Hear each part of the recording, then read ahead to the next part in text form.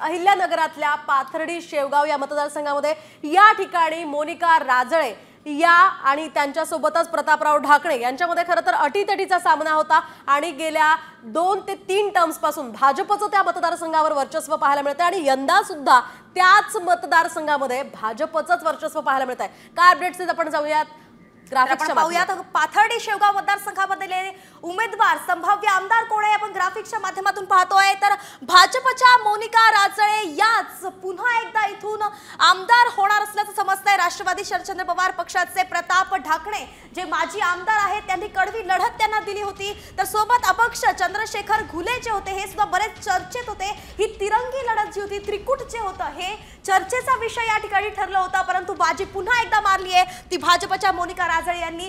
तिसऱ्यांदा भाजपच्या मोनिका राजळे या ठिकाणी हॅट्रिक करताना आपल्याला दिसतायत आणि म्हणून पाथर्डी शेवगाव पुन्हा एकदा मोनिका राजळे यांच्या नावावरती जाताना आपल्याला दिसतोय।